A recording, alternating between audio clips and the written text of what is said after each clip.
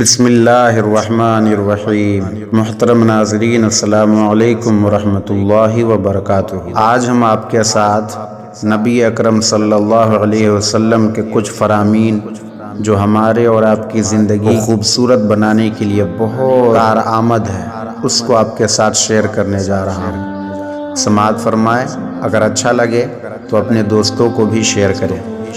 نبی اکرم صلی اللہ علیہ وسلم نے ارشاد فرمایا، من حسن اسلام المرء ترکہ ما لا یعنیہ، یعنی نبی علیہ السلام نے فرمایا کہ آدمی کے اسلام کی خوبصورتی یہ ہے کہ وہ بے فائدہ چیزوں کو چھوڑ دے۔ یعنی ایک اچھے مسلمان میں یہ خوبی ہونی چاہیے کہ وہ چیز جس سے اس کا کوئی فائدہ نہیں ہے، نہ دنیاوی فائدہ نہ اخروی فائدہ، تو اس چیز کو چھوڑ دینا ہی اس کی شان ہے۔ دوسری حدیث، عقل اسلام نے فرمایا، لیس المؤمن بالطاعان ولا اللعان ولا الفاحش ولا البذیء۔ نبی علیہ السلام نے فرمایا کہ مومن طاعان نہیں ہوتا، طاعان طعنہ زنی کرنے والا، اور لعان لعنت کسی پر بھیجنے والا، فوراً بات بات پہ ملعون مردود کہہ دینے والا، فحش بکنے والا، یہ مومن کی شان نہیں۔ نبی علیہ السلام نے فرمایا، من یضمن لی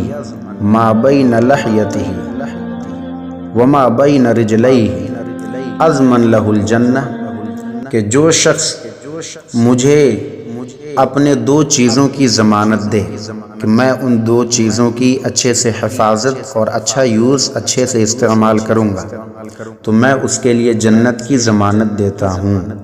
وہ دو چیزیں کون ہیں؟ ایک وہ جو دونوں جبڑوں کے درمیان میں ہے، یعنی انسان کی زبان، کیونکہ انسان زبان ہی کی وجہ سے کفر بھی بک بیٹھتا ہے، کبھی کسی کو گالی دے کے حرام کاری بھی کر بیٹھتا ہے۔